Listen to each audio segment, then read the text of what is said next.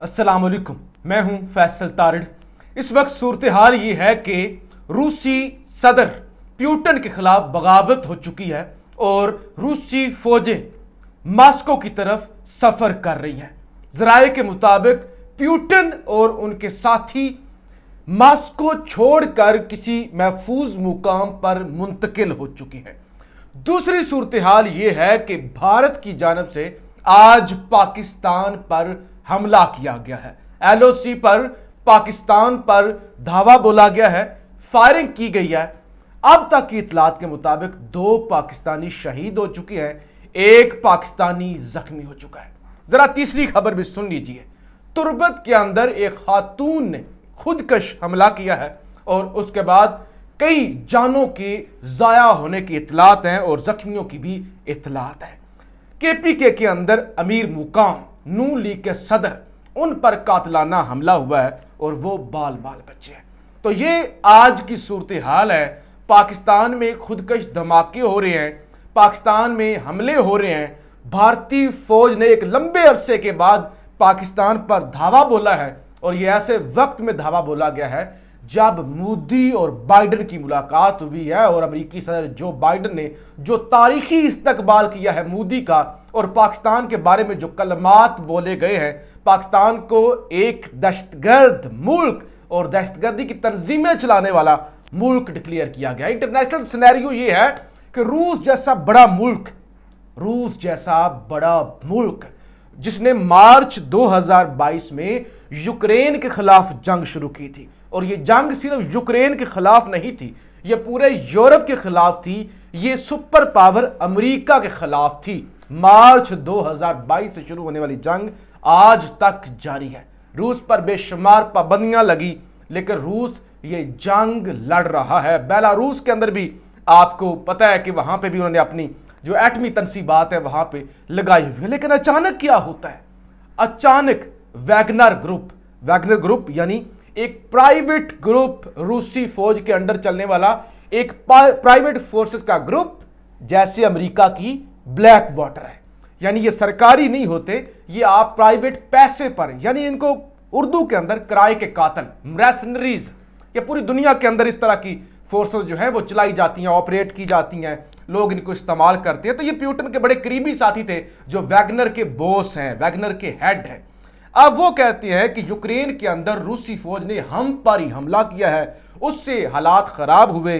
अब सूरत हाल ये है कि वैगनर ग्रुप ये दावा करता है हमने एक रूसी शहर पर कब्जा भी कर लिया है, रूस का एक हेलीकॉप्टर भी हमने तबाह कर दिया है। और मेरे पास जो इतला आई है ट्विटर से, उसके मुताबिक जनाब कहा गया है कि प्यूटन जो है रिपोर्टेडली लीव मास्को और इसके machine gun position around Moscow, Wagner convoy heads to Moscow. कि वैगनर जो ग्रुप है वो मास्को की तरफ, यानी जो दारुल हुकूमत है रशिया का, उसकी तरफ बड़ी तेजी से ट्रैवल कर रहा है। 25,000 लोग हैं वैगनर ग्रुप में, और इसके अलावा रूसी फौज की भी वो कहते हैं कि बड़ी तादाद में लोगों की हमें हमायत हासिल है, क्योंकि ये लोग पैसों के लिए लड़ते हैं, लिहाजा पैसा अमेरिका दे दे, पैसा कोई भी दे दे तो ये अपने लोगों के खिलाफ ही हो जाते हैं। और इसके अलावा इतला ये है कि reports of Putin and other officials leaving Moscow and hiding to Saint Petersburg based on the movement of military VIP aircraft. TASS, which is a government controlled media outlet, reported that Putin is hiding to St. Petersburg, but Putin's press secretary refuted those reports. तो लिहाजा उनकी press secretary वो कहते हैं कि ये report जो है इसको रिजेक्ट कर रही हैं, जबकि तास कहता है और इसके अलावा कहते हैं कि दीगर जो जराए हैं वो कहते हैं कि सेंट पीटरबर्ग में छुप गए हैं किसी जगह पर जो है, और मास्को छोड़ दिया है प्यूटन ने। यानी ये सूरत हाल इस वक्त रशिया के अंदर पैदा हो गई है। और तैयब उर्दगान की जानब से आपसे कुछ देर पहले प्यूटन के साथ राब्ता भी किया गया। और इसी तरह की सेम फौजी बगावत आपको पता है कि तुर्की के खिलाफ भी 2016 में हुई थी। ये है इंटरनेशनल सिनेरियो जो मैंने आपके सामने रखा कि मोदी और बाइडन की मुलाकात, और उसके बाद फिर जनाब मोदी की फौज ने पाकिस्तान पर धावा बोल दिया। अभी मैंने आपको बताना है कि जब इंटरनेशनल सूरत हाल ये है, आप पर भारत भी हमला कर रहा है, आपके तुर्बत के अंदर खुदकश बमबार ने आज हमला कर दिया, आपके मुल्क में क्या चल रहा है, क्या तमाशा लगा हुआ है। यहां पे जरूरी ही है इमरान खान को माइनस करना है ना। और एस्टैब्लिशमेंट के हवाले से भी आज खान ने एक बड़ा दावा किया। जरा मैं एक खबर आपके सामने रखूं। भारतीय फौज की LOC पर बिला इश्तियाल फायरिंग, 2 शहरी शहीद हो गए। भारतीय फौज की लाइन ऑफ कंट्रोल पर फायरिंग और ISPR के मुताबिक भारतीय फौज ने सतवाल सेक्टर में कश्मीरी चरवाहों पर बिला इश्तियाल फायरिंग की, जिसके नतीजे में 2 शहरी शहीद और 1 शदीद जख्मी हो गया। ISPR का बताना है कि भारतीय फौज ने आज 11:55 पर LOC के सतवाल सेक्टर पर अंधाधुंध फायरिंग की। फायरिंग से शहीद होने वालों में 22 साल का शहरी अबैद कयूम और 55 साल का मोहम्मद कासम शामिल है। यह खबर आपने सुन लिया। अब जरा एक और खबर सुनिए। खातून का खुदकश धमाका, तुर्बत के अंदर खातून का खुदकश धमाका और उसके नतीजे में सिक्योरिटी फोर्सेस की गाड़ी को निशाना बनाया गया, जिससे गाड़ी को नुकसान पहुंचा और वज़ीर आला अबू कदूस बज़िंजरी इसकी जनाब मजम्मत की है। और अभी एक हलाकत की भी इतला आ चुकी है और कुछ लोग इसमें ज़ख्मी भी हुए हैं। जबकि शहबाज शरीफ आपके वज़ीर आज़म के बकौल अल्लाह ताला का लाख लाख शुक्र है कि उसने पाकिस्तान मुस्लिम लीग नून के रहनुमा अमीर मुकाम को कातलाना हमले में महफूज रखा। पाकिस्तान के चप्पे चप्पे की हिफाजत हमारे ईमान का हिस्सा है। तो आज कातलाना हमला अमीर मुकाम पर भी हुआ। ये सारी सूरत हाल आपके सामने आ गई। अब जरा मैं आपको बताता हूं पाकिस्तान की अंदर की क्या सूरत हाल है। IMF ने जनाब 3-4 दिन बाकी रह गए हैं, LCs भी आपको खोलनी पड़ी, लिहाजा मुआहदा आपके साथ वो कर नहीं रहा। आप टीवी पर झूठी खबरें चलाते हैं कि हमारा IMF के साथ मुआहदा हो गया है, हालांकि मुआहदा नहीं हुआ। बार बार जाली खबरें चलाई जाती हैं कि वो लोगों को किसी तरह से एतमाद जो है वो बहाल रहे। लेकिन IMF से मुआहदे के लिए मजीद 215 अरब के टैक्स लगा रहे हैं इसहाक डार। हमारी माशी टीम ने 3 रोज में IMF टीम से मुज़ाकरात किए। लो जी, वो जो रिलीफ दिया गया था ना, ये पड़ा रिलीफ। मजीद 215 अरब के टैक्स लगा रहे हैं। बड़ा वावेला किया गया था ना कि बड़ा बजट हमने दे दिया है, तारीखी बजट दे दिया है। अच्छा, फिर क्या खच मारी गई है। इसहाक डार ने आज तकरीर की।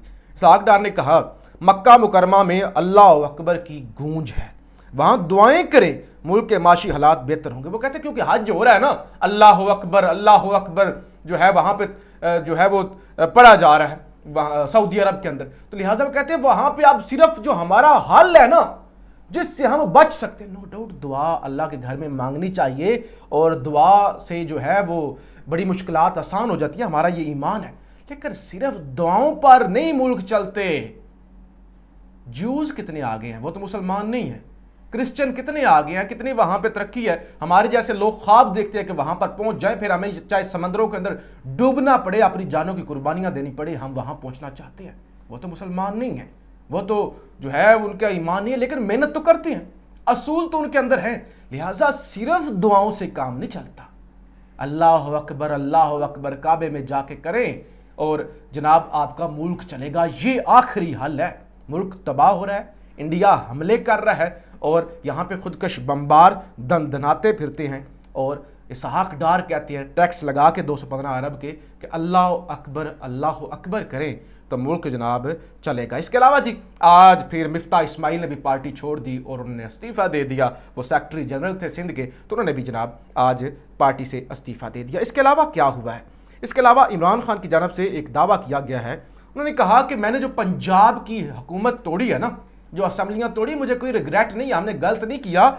अगर हम ना तोड़ते, हमने असेंबलियों से ठीक इस्तीफे दिए क्योंकि एस्टैब्लिशमेंट नून लीग के साथ मिलकर पंजाब हुकूमत गिराने की तैयारी कर रही थी। सिर्फ एक सीट पर तो पंजाब हुकूमत खड़ी थी, वो किसी भी वक्त गिरा सकते थे। तो लिहाजा मंसूबा यह था PTI की हुकूमत गिराई जाए, परवेज इलाही की, और हुकूमत या तो PDM की बनवाई जाए या काफ लीग को उनके साथ मिला के हुकूमत बनाई जाए या फिर नून लीग की हुकूमत बनाई जाए। तो वैसे भी खान ने कहा कि एस्टैब्लिशमेंट ने यह मनसूबा बना लिया था, वो हमारी हुकूमत गिराने ही वाले थे, उस वक्त गिराने वाले थे और अब मुल्क वो जो है ये इनको चला रहे हैं। तो लिहाजा मैंने बात करने का मकसद ये है, IMF आपकी बात मान नहीं रहा।